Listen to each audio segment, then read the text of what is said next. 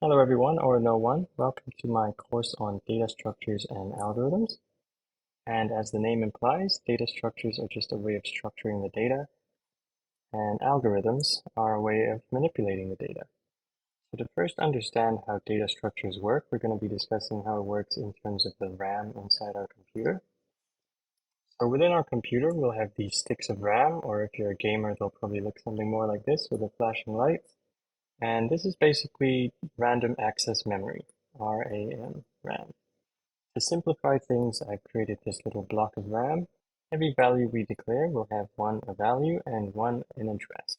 So say we have a whole bunch of values, 1, 2, 3, and maybe even a random 8 at the end. They could be mapped to addresses 0, 4, 8, 16, and so on within our RAM. You might be wondering why I've said 0, 4, 8 instead of 0, 1, 2, 3, 4 down here, and that's because of how things are stored. Let's break down the first type, which is a character, like an A, B, C. And in most languages, as long as it's an ASCII character, this will only take up 1 byte. But if you use a language like a very high level language like JavaScript, this will take up 2 bytes. But for simplicity, I'm going to say this is 1 byte. And what a byte is 8 bits. You might know that in your computer, your RAM has something like 8 gigabytes. And basically the giga here means 10 to the power of 9 or a billion bytes. So basically 8 gigabytes is 8 billion bytes or 32 billion bits. For a character like this, we can say it's 1 byte. Integers like 0, 3, 6, 7. These can take somewhere between 4 to 8 bytes. And probably the simplest of all, true or false, which is a Boolean. This will only ever take 1 byte.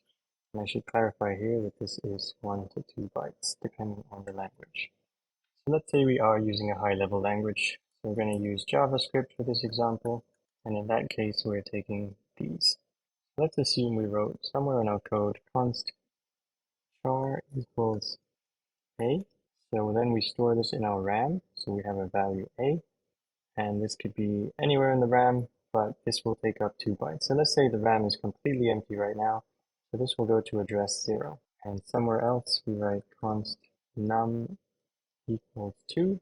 So in our RAM we'll have 2. And from here we know that this takes up 2 bytes. Then we go to the second byte. So 0 and 1 are both taken up by this character A. So then we go to 2. And then finally we have some Boolean, which we will just say true.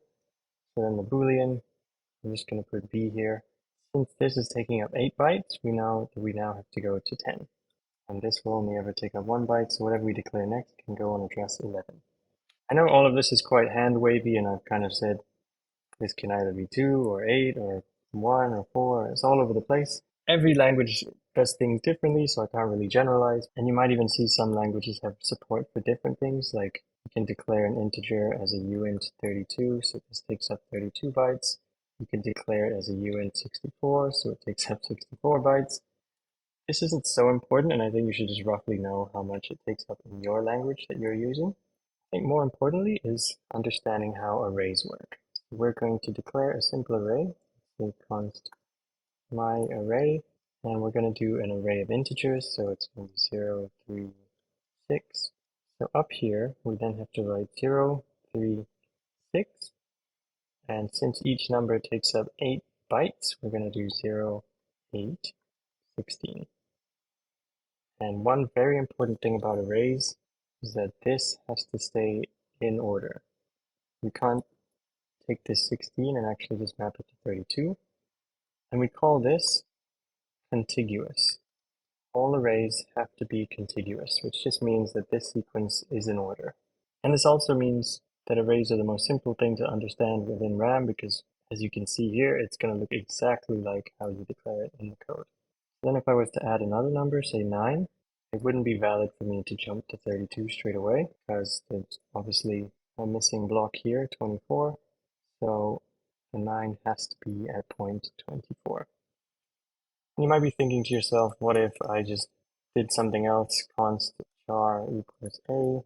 Surely the a would be put here, and this would be a 24. So then when I wanted to add this 9, it would have to go here in the 32, or in this case would be the 26, because this takes up 2 bytes. But this wouldn't work, so this array is invalid, and we are going to cover this when we talk about static arrays and dynamic arrays. In this case, this would be a dynamic array if we're trying to add something to it, but don't worry too much about it for now. Just pretend this doesn't happen until the next lesson. And just to drill this in, instead of having an array of integers, let's just do a DFG, a bunch of characters. As we know in JavaScript,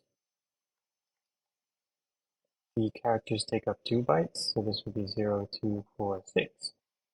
I think the most important thing to take away from this is that whenever we add a value, we have to increment the address by the size of the value.